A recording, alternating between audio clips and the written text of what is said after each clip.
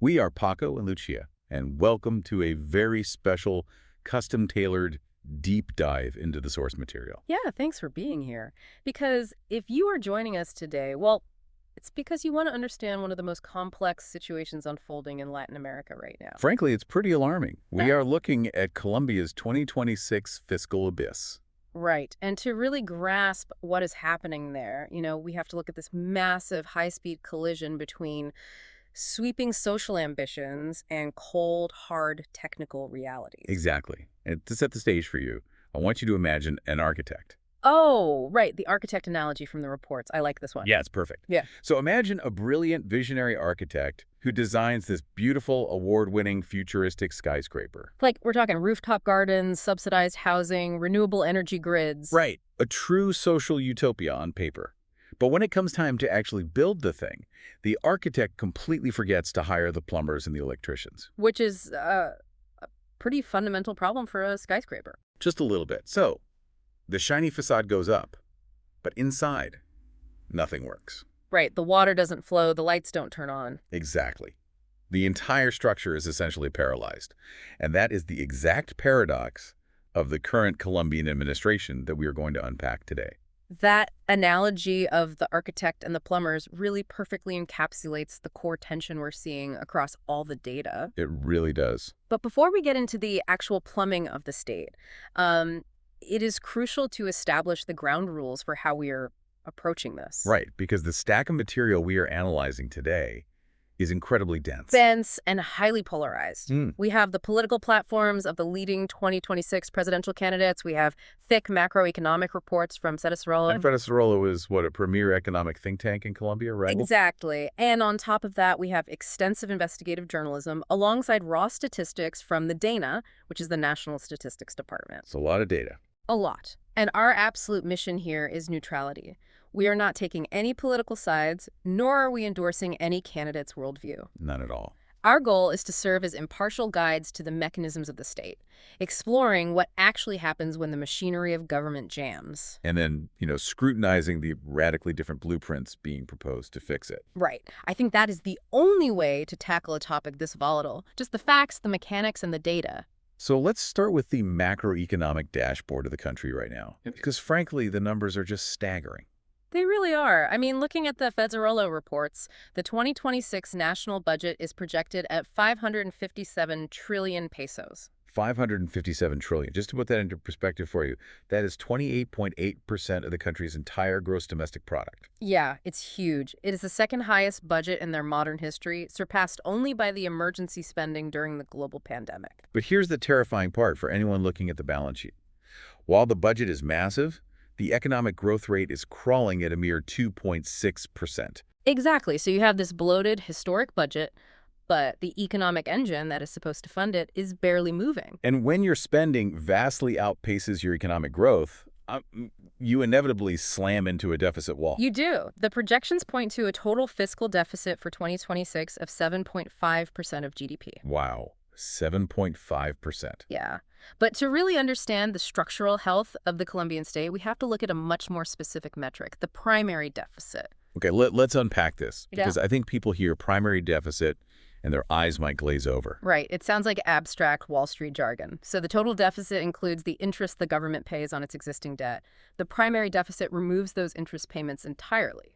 So it's basically asking, can the state pay for its day-to-day operations with the taxes it collects? Exactly. The schools, the roads, the military, the bureaucracy, can they pay for that? And right now the answer is a resounding no. Not even close, right? Not at all. In 2025, Colombia hit a primary deficit of negative 3.5%. Negative 3.5%. Yeah. And excluding the extraordinary circumstances of the pandemic, that is the highest primary deficit in 3 decades. It essentially means the state is bleeding money just to keep the lights on, long before it even thinks about paying back the banks. Exactly. And the economic reports warn that this metric triggers a massive snowball effect. Right, and how does that snowball actually roll down the hill? Yeah. Because it doesn't just stay on a spreadsheet in the Ministry of Finance. Yeah. It crushes the broader economy. It's a brutal cycle of compound consequences, and it starts with global perception. When international markets see a massive structural primary deficit, They see a country living far beyond its means. Which signals financial instability. Right. So the immediate reaction is that international investors start pulling their money out, or they demand higher returns to keep it there. And that leads to the devaluation of the Colombian peso. And why does that matter so much? Because Colombia's foreign debt is calculated in dollars. So when the peso loses value against the dollar, the cost of paying back that foreign debt suddenly skyrockets. Exactly, even if the country hasn't borrowed a single new cent. And seeing this compounding risk, international credit rating agencies step in. Right. I saw in the reports that Standard & Poor's actually downgraded Colombia's sovereign debt to a BB rating. Yeah. And BD is not just a bad grade on a report card, that is officially speculative grade. What does that actually mean, though, for the country's ability to operate? Speculative grade sounds bad, but... Well, it's often colloquially known as junk bond status. Oh, wow. Junk bonds? Yeah. It's basically the financial world putting up a giant red caution tape around the country. It physically restricts who can buy the country's debt. Because a lot of funds have rules against buying junk bonds, right? Precisely. Many massive global pension funds or institutional investors have strict legal mandates that forbid them from investing in anything below investment grade. So overnight, this huge pool of potential lenders simply vanishes. Exactly. The only people left willing to lend money to the Colombian state are investors with a really high appetite for risk. And they don't do that for free. They demand a premium, which explains the interest rates. The data shows the government having to rely heavily on short-term debt to fund that massive 557 trillion peso budget. Well, right. And because of that BB rating, they're being forced to accept punishing interest rates. We are talking about borrowing at 14% interest. 14%. I mean, think about that mechanically. When a nation is paying that much just to service its debt, a huge, ever-growing chunk of the national budget is instantly vaporized, just paying off interest. Leaving even less money for actual social investment, for the infrastructure, for the hospitals. That is the snowball effect in motion. High primary deficit leads to devaluation. Devaluation leads to a credit downgrade. The downgrade shrinks the pool of lenders. And the remaining lenders demand 14% interest, which just deepens the deficit even further. It is an incredibly vicious cycle. It really is. Wait, I have to stop you there. Yeah. Because I am looking at this 557 trillion peso budget approved by Congress. The money is literally sitting in the Treasury. Are you telling me they are borrowing money at a punitive 14% interest rate to fill a bucket? But they refuse to actually pour the bucket out to pave the roads or build the schools. That's exactly what's happening. The execution rates are abysmal. What is physically stopping a minister from signing a check and spending the money they already have? Okay, this is where we transition from macroeconomic theory into the gritty, often dysfunctional reality of public administration. The plumbing. The plumbing. The why behind this inability to spend is a phenomenon the investigative reports term inestabilidad gerencial, or managerial instability. And to understand the scale of this, look at one specific jaw-dropping statistic from the data. Across 19 ministries in just 4 years, there were 58 ministerial changes. 58 changes. In 19 ministries. That is an average of 3 different ministers per portfolio in a single 4-year term. Right. Some ministries must have had a new boss every 8 or 9 months. That's insane. How does anything get done? It doesn't. Because in the complex world of Colombian government procurement, a ministry is not like a corporate hierarchy. If a CEO leaves, the COO just steps up to keep the line moving, but not here. Right. The minister is legally the ordenador del gasto, the ultimate authorizer of expenditure. Exactly. So when a minister is replaced, they do not leave alone. They take their entire trusted inner circle with them. The vice ministers resign, the general secretaries are replaced, and crucially, the technical directors are swapped out. And those technical directors are the plumbers from our analogy. Yes, they are. They are the ones who actually know how to write a public tender that complies with the law, how to evaluate a complex engineering bid, how to get the concrete poured. They hold the institutional memory. Right. Every time you swap out a minister and their team, you completely reset what experts call the curve of institutional learning. The technical memory of the institution is wiped clean. So a new team comes in, and what's the first thing they do? They halt all existing projects. They have to review every single comma of every pending contract because they need to ensure it aligns with the new minister's priorities. Plus, they have to learn the Byzantine legal processes of Colombian public contracting entirely from scratch. Right. And by the time this new team finally figures out how the plumbing works, they are often replaced by the next incoming minister. And the cycle of paralysis starts all over again. That makes sense at the top level. Yeah. But surely, beneath the political appointees, there are career civil servants, right? Oh, sure. There are middle managers and bureaucrats who stay put, regardless of who the minister is. Why can't those mid-level employees just keep the machinery moving? Well, that brings us to one of the most fascinating behavioral economics concepts highlighted in our material, el miedo a la firma, the fear of the pen. The fear of the pen. Yeah. To understand this, you have to understand the immense pressure and legal jeopardy placed on Colombian public servants. Public contracting there is heavily scrutinized by strict oversight bodies. Primarily the Procuraduría, which handles disciplinary issues, and the Contraloría, which audits fiscal responsibility. Exactly. And the legal liabilities for a public servant are immense, and they are strictly personal. Wait, personal? Yes. If a contract goes wrong, or if an auditor finds even a hint of a procedural error, even a well-intentioned one, the person who signed that document doesn't just get fired. What happens to them? They can face severe disciplinary action, personal financial ruin where their own bank accounts are frozen, or even criminal charges. Wow. Okay, let's put ourselves in the shoes of one of those middle managers. You are sitting at your desk, your minister has just been fired on national television. Which happens a lot, as we saw with the 58 changes. Right. So a new minister comes in, and they have a completely different ideological directive. Meanwhile, on your desk, you are holding a 50 billion peso contract for a new rural highway system that was championed by the previous guy. Do you sign it?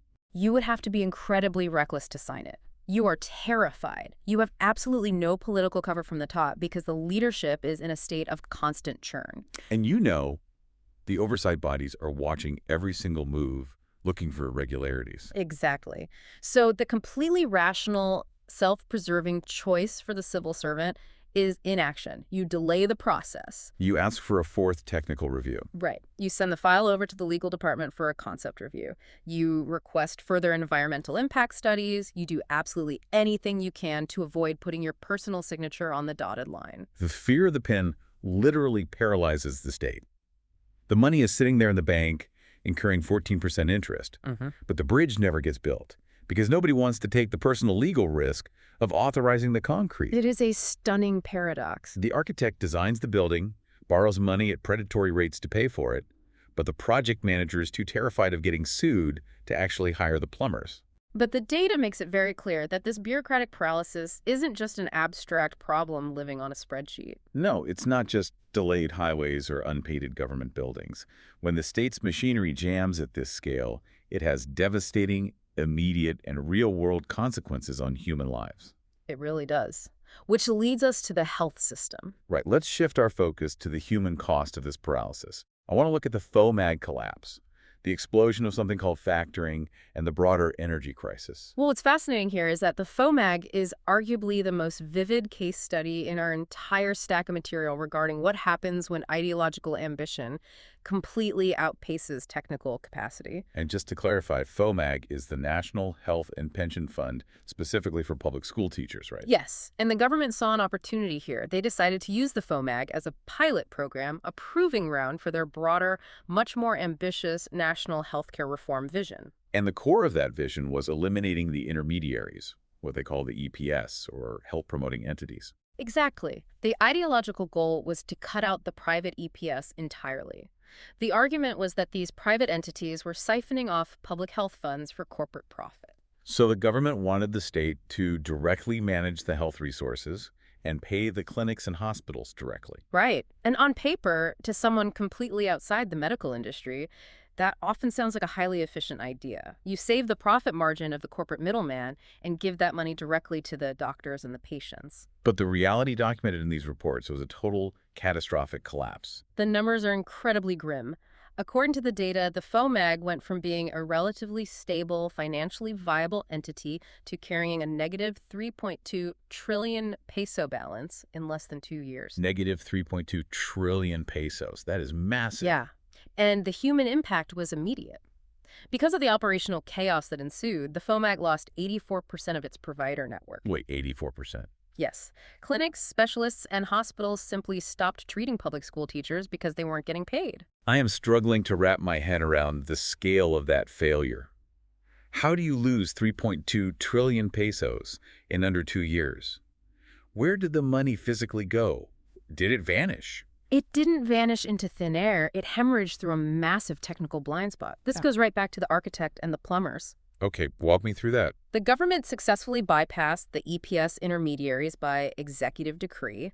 They signed the paper, and the EPS was gone. But they completely forgot to build the technical infrastructure to replace the functions the EPS was actually performing. Because an EPS doesn't just pass money back and forth like a bank teller, right? Exactly. Yeah. They provide massive, highly complex logistical auditing. Let's look at a hypothetical scenario to understand this. Sure. Imagine a hospital bills the FOMAG for a complex knee replacement surgery.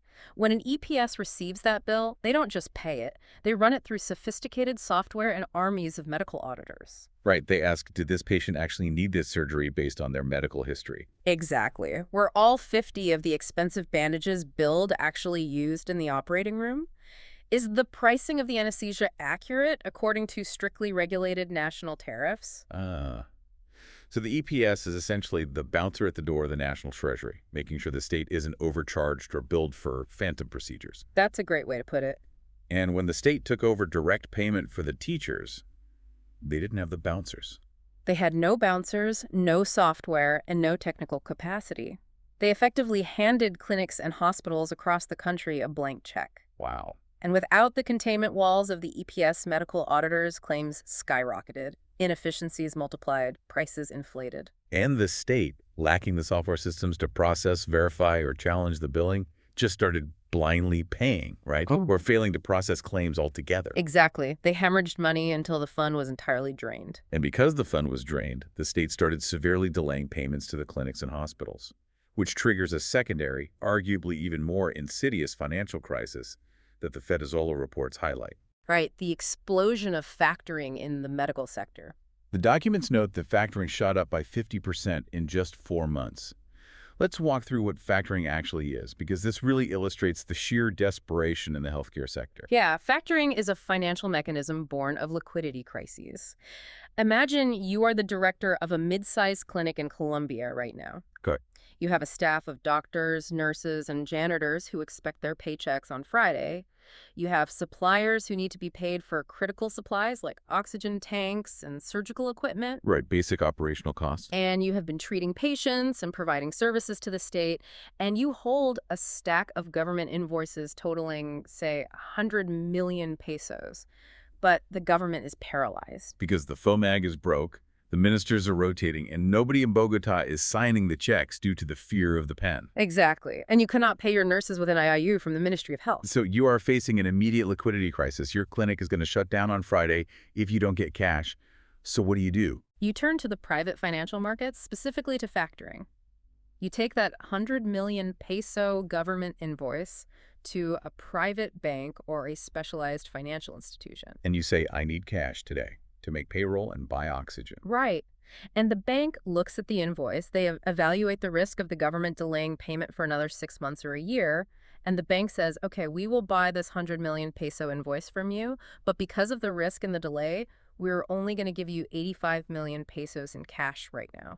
So the clinic, which operates on incredibly thin margins anyway, has to take a massive 15% loss right off the top just to get enough cash to survive the week. Exactly. The bank gives the clinic 85 million pesos today. The bank then waits 6 months or a year to collect the full 100 million from the government. Pocketing that 15 million peso difference is pure profit for taking on the liquidity risk. Yep. So when the data says factoring shot up 50% in 4 months, it is a glaring, blaring red alarm. It means hospitals and clinics are so starved by the state's operational paralysis that they are willingly sacrificing huge percentages of their revenue to predatory discount rates. Just to keep their emergency rooms open, it represents a massive, tragic transfer of wealth directly from the struggling healthcare sector into the highly profitable financial sector. Driven entirely by the state's inefficiency. That is just a brutal, vivid example of the true cost of administrative incompetence. It isn't just numbers on a page, it's nurses' salaries and oxygen tanks. Absolutely. But the investigative reports point out that this exact same dynamic ideological ambition violently crashing into technical reality wasn't limited to the health sector. It also infected the literal engine of the economy, The energy sector. Right, what the sources call the energy paradox. The energy sector is a critical piece of this puzzle because it connects directly back to that 7.5% fiscal deficit we discussed earlier. Okay, how so? Well, the administration came to power with a strong, globally recognized ambition to position Colombia as a vanguard in climate change mitigation and the green energy transition. Right. And the absolute cornerstone of this policy from day one was an immediate halt on the signing of any new oil and gas exploration contracts. Which, again, on paper, if your ultimate overarching goal is decarbonization and fighting climate change, stopping fossil fuel exploration aligns perfectly with that ideology. Yeah. You are keeping the carbon in the ground. Right. But what happens when that ideology meets the technical reality of the Colombian power grid? Well, the technical reality, according to the data, was a rapid 58% drop in the nation's gas reserve. 58%, that's a huge drop. It is. Now, you have to understand how Colombia keeps its lights on. Historically, the country relies heavily on hydroelectric power. They use massive dams. It's clean, it's renewable, and it's generally cheap. However, Colombia is geographically highly vulnerable to the El Niño weather phenomenon, which causes severe, prolonged, and devastating droughts. Exactly. And when it doesn't rain for months on end, the reservoirs dry up, the water stops flowing through the turbines, the dams stop spinning. And you instantly lose your primary source of national electricity. Yes. So what is the country's backup plan? When the dams fail, Colombia has historically relied on a network of thermal power plants to spin up, take the load, keep the grid alive, and avoid catastrophic nationwide blackouts. And what do the vast majority of those thermal power plants run on? Natural gas. Natural gas. Oh, wow. So right as a historic El Niño drought hits the country, drying up the dams, the government has artificially restricted its own domestic gas exploration. Yes. They literally shut off their own backup generator just as the storm hit. That is wild. The ideological ambition to stop fossil fuels clashed violently with the uncompromising technical necessity of keeping the hospitals, factories, and homes powered during a drought. Precisely. And because domestic gas reserves had plummeted due to the halt in exploration, the state was forced to look outward. They had to import liquefied natural gas, or LNG, from the international market to feed those thermal plants. I have to imagine importing LNG is significantly more complex and expensive than just piping natural gas out of your own domestic reserves. Oh, it is exponentially more expensive and logistically nightmarish. You are no longer just piping gas. You have to buy it at highly volatile global market rates. Right. That gas then has to be supercooled to minus 260 degrees Fahrenheit so it condenses into a liquid. It is then loaded onto highly specialized cryogenic ships, transported across the ocean, unloaded at a port. Wait, and then they have to turn it back into gas, right? Yes, it gets processed through a massive regasification plant to turn it back into a vapor before it can even enter the domestic pipeline to reach the power plant. That sounds incredibly expensive. The logistical cost is astronomical. And who pays that massive premium? The state absorbs a large portion of it, which adds massive pressure to that ballooning 7.5% fiscal deficit we talked about. And ultimately, the Colombian consumer pays for it through significantly higher monthly utility bills. It is the exact same paradox playing out in a different sector. Bypassing the EPS without a technical auditing system drained the health budget. Halting gas exploration without having a drought-proof alternative energy grid in place drained the energy budget. The operational machinery of the state was jamming across the board. However, and this is a massive however, that we absolutely must address if we are going to remain objective guides to this material. While all this chaos was happening in the boiler room, the administration was simultaneously achieving significant, undeniable social victories. Right. The data is very clear on this, and it creates a fascinating duality that we need to explore. So let's look at the social wins versus the hidden costs. This duality is perhaps the most intellectually challenging and heavily debated part of the administration's legacy. I mean, if you only look at the macroeconomic deficit, the FOMAG collapse, or the LNG imports, you see a picture of unmitigated disaster. Right. But if you look at specific socioeconomic indicators provided by the National Administrative Department of Statistics, you see historic, tangible achievement. Okay, let's lay out the biggest win highlighted in the documents. The Dane statistics show that 793,000 people were lifted out of poverty. Almost 800,000 human beings crossing that statistical threshold. That is not a rounding error or a statistical anomaly. That is a massive, tangible social achievement. But how did the government pull that off while the ministries were completely paralyzed by the fear of the pen. Well, they achieved it primarily through aggressive executive action, actions that did not require complex bureaucratic procurement, public tenders, or middle managers signing contracts. Oh, okay. Specifically, they used aggressive minimum wage hikes as a direct, blunt force wealth redistribution tool. Let's look at the sequence of increases detailed in our sources. There was a 16% hike in 2023, a 12% hike in 2024, a 10% hike in 2025, and then a massive, unprecedented 23.78% increase implemented by decree for 2026. A 23.78% jump in the minimum wage in a single year. That is a sledgehammer approach to wealth redistribution. And clearly, it worked on a granular level. It put cash directly into the pockets of the lowest earners, lifting those 793,000 people over the official poverty line. Yes, it did. But our macroeconomic data also demands we look at the hidden costs. There is no such thing as a free lunch in an economy. What happens to the broader ecosystem when you force a 24% wage hike overnight? Right. When you implement a wage hike of that magnitude, you trigger a massive, unavoidable economic chain reaction.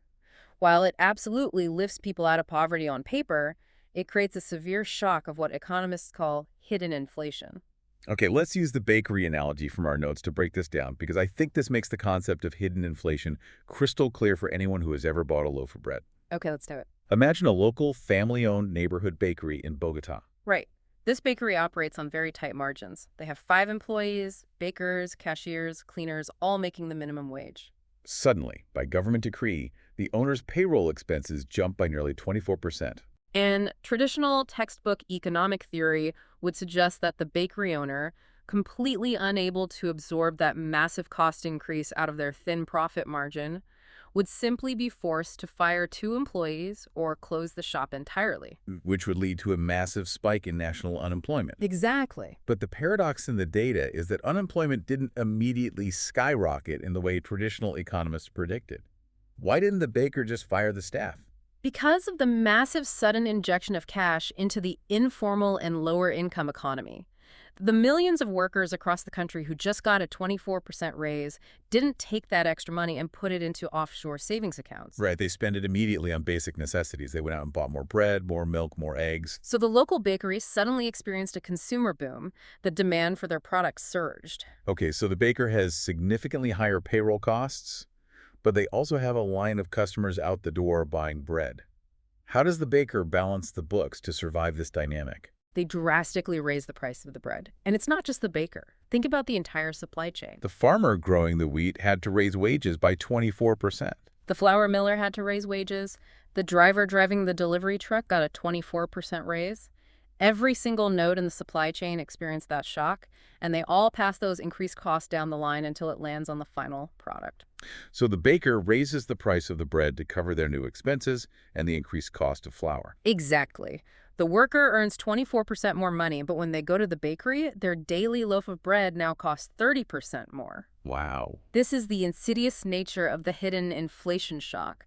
You successfully lift the worker out of statistical poverty because their raw income crossed the arbitrary numerical threshold set by the DA, but their actual day-to-day purchasing power is deeply eroded by the inflation that the wage hike itself caused. It's a fascinating, complex reality. You alleviate the immediate numerical poverty, but you stress the entire small business ecosystem and trigger inflation that eats away at the very gains you just created. Right. And we see this exact same duality, the undeniable win versus the hidden structural cost in the environmental and security data as well. Let's look at the environmental wins first, because they are significant. They really are. The environmental data shows a clear, major victory for the administration's stated goals.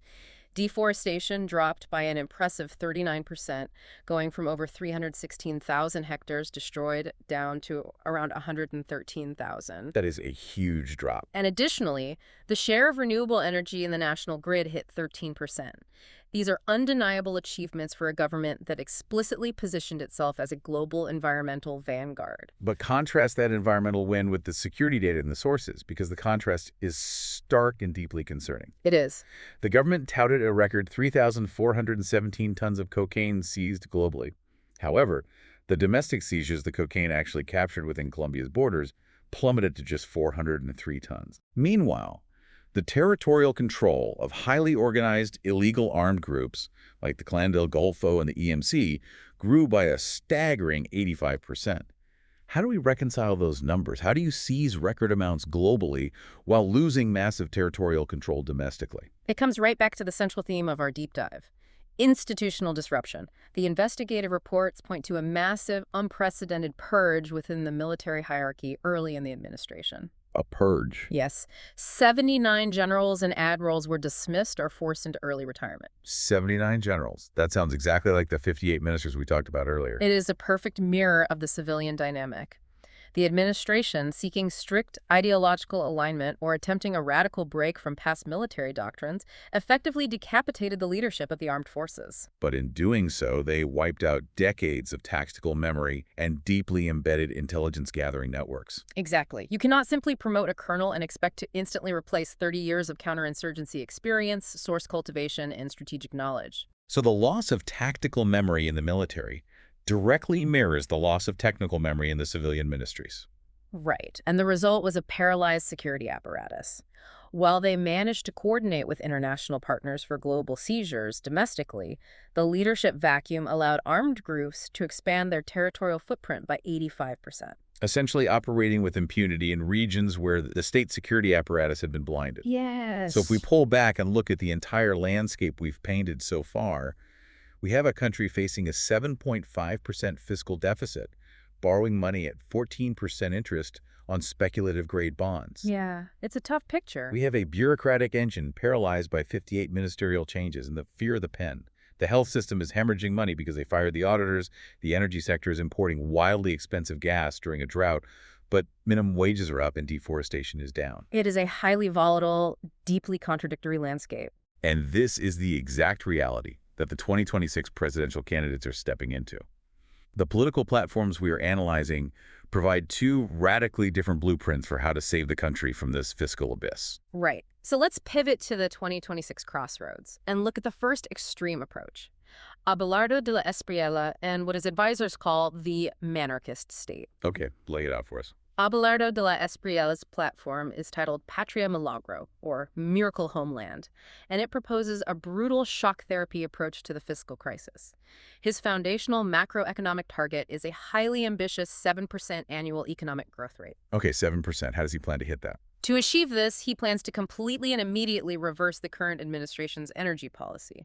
He proposes aggressively restarting oil and gas exploration, aiming to produce 1.3 million barrels a day. So going all in on fossil fuels again. Exactly. His team calculates that this surge in extraction would inject an additional 15 to 20 trillion pesos into the state coffers. He also proposes a massive modernization of the tax authority, the DIN, using advanced artificial intelligence to dramatically track and reduce tax evasion. Okay, so pump more oil to get a massive injection of cash and use AI to collect taxes more efficiently. That sounds somewhat standard for a right-leaning, pro-business political platform. Sure. But is his proposal for the actual structure of the state itself that the policy reports focus heavily on, because it goes far beyond traditional austerity. It is radical amputation. Extremely radical. De la Espriella proposes shrinking the overall size of the state by a staggering 40%. 40%? Yes. And to put a human number on that, this involves the dismissal of approximately 700,000 public bureaucrats and contractors. 700,000 people fired. That is not trimming the fat. That is cutting into the bone of the state apparatus. Right. And the philosophical architecture behind this comes from his core advisor, Daniel Reisbeck, who proposes a monarchist framework. Let's explore that. What exactly is a monarchist state? Monarchism is a libertarian political philosophy that advocates for the absolute minimal state necessary. A monarchist believes the government should be limited almost exclusively to providing security, administering justice, and protecting private property. So anything beyond that, healthcare, education, infrastructure, banking, should be left to the free market. Exactly. Reisbeck's policy document, dated July 25, 2025, outlines a brutal systemic reduction of the Colombian state structure. He proposes reducing the number of state entities from 216 down to just 82. Right. He suggests eliminating, merging, or severely degrading 13 of the 19 current ministries. So 13 ministries are just wiped off the board or folded into smaller departments. But the most controversial part of Reisbeck's plan, according to the think tank analysis in our stack, is the total privatization of the state financial sector. specifically a massive conglomerate known as the Grupo Bicentenario. Yes, the proposal calls for the wholesale privatization of 13 state financial entities. This includes public banks, state fiduciaries, and agricultural guarantee funds. And what's the argument for doing that? Risbeck's core argument is that the state has absolutely no business being a banker, and that public banks inevitably create market distortions, breed corruption, and pose massive fiscal risks to the taxpayer. But the economic analysis provided in our sources pushes back incredibly hard on this privatization idea. They quote the philosopher Slavoj Žižek and his concept of financial pornography. Yes, financial pornography. Let's unpack that critique, because it's vital to understanding the hidden risks of this minarchist approach. Why is selling off state banks so dangerous, according to the critics? Well, the critique centers on understanding the fundamentally unique role of state banks in a developing economy. Private commercial banks are driven exclusively by one mandate: maximizing profit for their shareholders. Right. State banks, however, are designed to serve as countercyclical, development-focused tools. They are meant to provide credit to sectors that have immense social or developmental value, but low immediate profitability. Meaning they sustain financial inclusion programs for marginalized communities that commercial banks won't touch. Exactly. Let's ground this in an example. Say, a private bank looks at a small, independent farmer in a remote rural village who wants a loan to buy a tractor. Okay. The private bank assesses the risk, sees the low profit margin, and says, the risk is too high, the profit is too low, we will not lend you the money. Right. The private market fails that farmer. The state bank, however, steps in to correct that market failure. The state bank recognizes that if the farmer gets a tractor, they produce more food, they hire a farmhand, and they contribute to the overall national development and food security. So the state bank makes the loan, even if the loan itself isn't highly lucrative for the bank's bottom line. Exactly. And if you privatize all 13 entities of the Grupo Bicentenario, you hand those vital development tools entirely over to private, profit-driven conglomerates. And this is what Žižek calls financial pornography. Yes, a systemic shift where financial capital completely abandons the actual production of real wealth, like the farmer growing crops, to concentrate purely on speculation, asset valuation, and generating financial rents disconnected from the productive economy. The critique warns that by amputating these public banks, the state completely loses its ability to steer investment towards strategic national growth, subordinating the country's development entirely to corporate profit margins. That is the core of the criticism, yes. And speaking of corporate profit margins and banking conglomerates, the investigative reports highlight a very specific and frankly concerning campaign finance detail regarding De la Espriella's run for office. Yes, the financial disclosures note that De la Espriella secured 32 billion pesos in massive campaign loans directly from major private banks, Including Banco de Bogotá, BBVA, and Bancolombia. Right, and what he used as collateral for these massive loans is the future vote replacement funds. This is the money the Colombian state pays candidates per vote received after the election to subsidize campaigns. So to put it plainly, he is heavily indebted to the very same private financial conglomerates that would stand to benefit immensely if he follows through on his promise to privatize the state's 13 financial entities. Yeah, it's definitely a connection you need to keep in mind when evaluating the motivations behind the minarchist platform. But as I read through these proposals, I found a massive logistical contradiction in De la Espriella's platform. I really want to challenge the premise here. Okay, what did you see? On one hand, he is promising a brutal, heavy-handed security offensive. He is promising to build mega prisons, deploy the military en masse, and regain total territorial control from the armed groups within his first 90 days in office. Right, that is a central pillar of his appeal to the electorate. Uncompromising law and order and a massive projection of state force. Right. But on the exact same page, he is simultaneously promising to take a chainsaw to the state apparatus, firing 700,000 public workers, eliminating 13 ministries, and cutting the state's size by 40%. I see where you're going. My question is, how do you finance, administer, and physically operate a nationwide military and judicial offensive of that magnitude if you just gutted 40% of the administrative structure? It's a huge contradiction. Right. Who manages the logistics of building the megaprisons? Who processes the intelligence? Who handles the immense legal framework of mass arrests if you just degraded the justice and interior entities? It's a bizarre paradox. More bullets, but less state. Yes.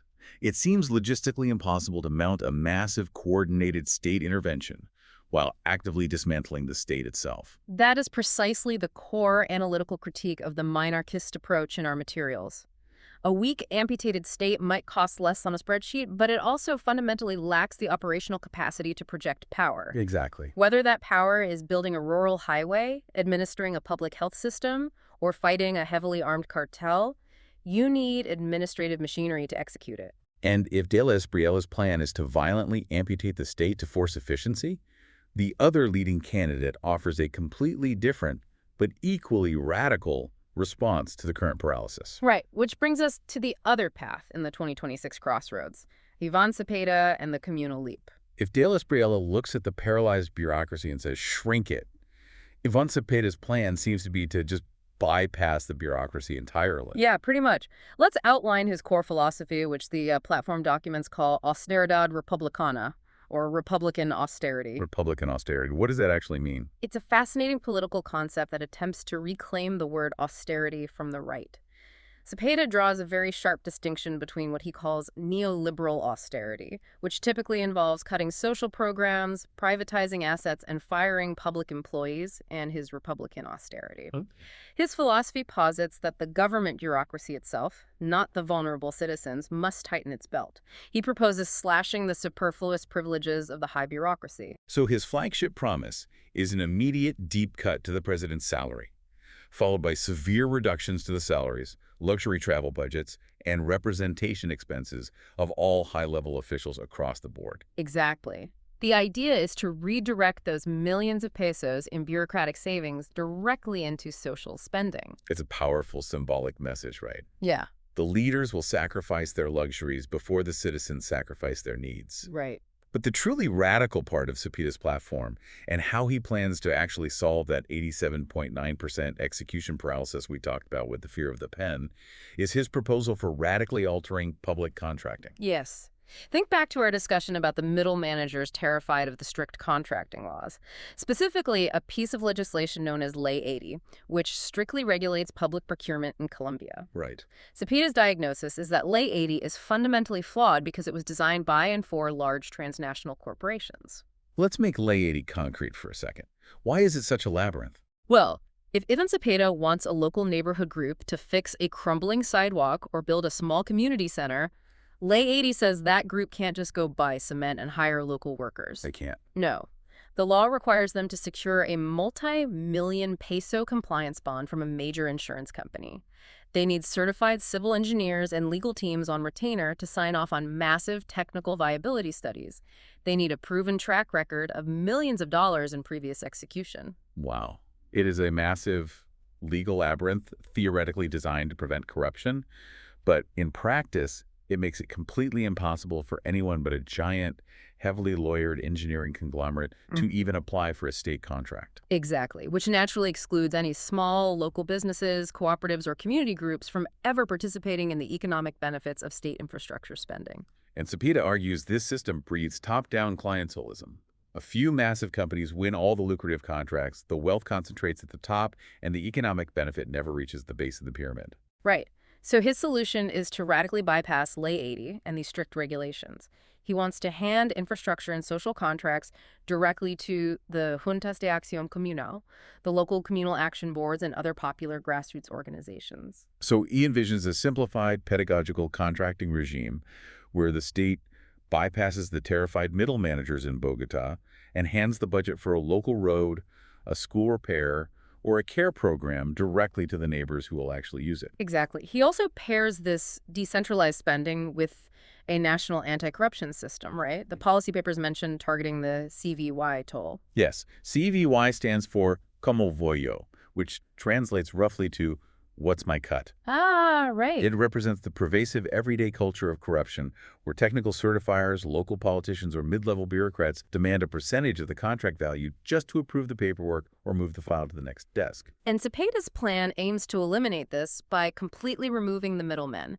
He also wants to stop the early capture of royalty budgets, a practice where local political campaigns are heavily financed by private companies in exchange for guaranteed future regional royalty contracts once the candidate wins. Right. He proposes instituting digital traceability and real-time presidential oversight to track every single peso down to the neighborhood level. Okay, the intention is very clear. Bypass the terrified, paralyzed bureaucracy in Bogota, cut out the corporate middlemen, and empower the local communities to build their own infrastructure. But I have to push back hard here.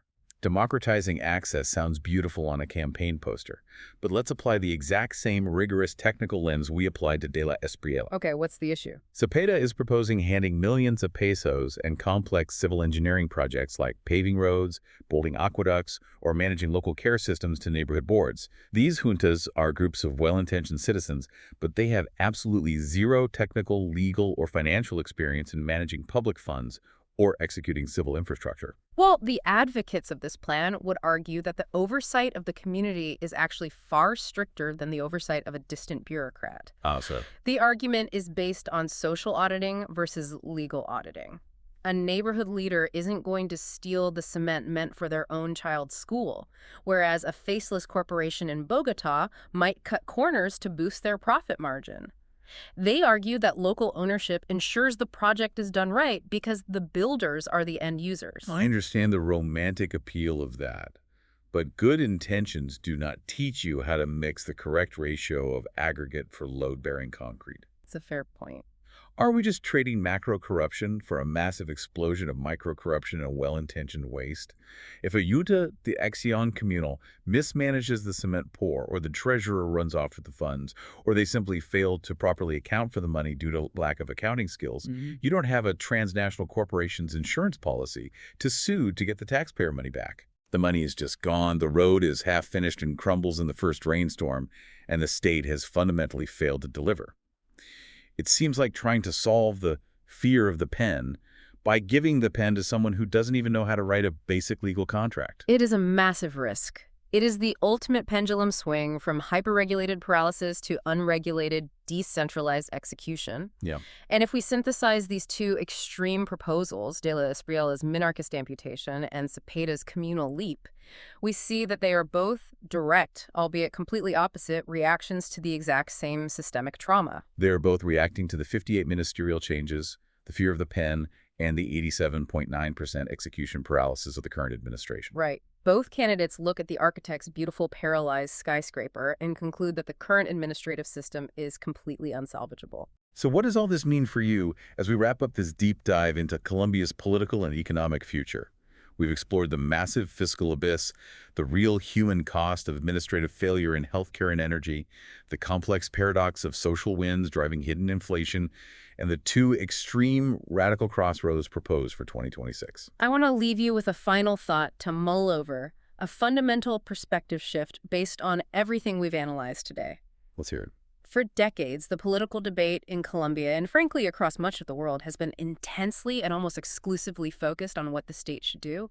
It has been a fierce battle of ideologies, left versus right, expansive social spending versus rigorous fiscal austerity, and environmentalism versus extractivism. Okay. But looking closely at the wreckage of Colombia's 2026 fiscal abyss, the real question going forward isn't what the state should do, but whether the state actually remembers how to do it. That is a great point. When 58 ministerial changes can wipe out the institutional memory of an entire nation, when the legal fear of the pen paralyzes the national budget, and when critical sectors like health and energy collapse not from a lack of ideological vision, but from a complete lack of technical execution, have we reached a point where the ideological orientation of a government matters far less than its basic fundamental administrative competence? That is the real question you have to take away from this. Does it actually matter if the architect is a socialist visionary or a libertarian minarchist if neither of them has the slightest clue how to hire a plumber?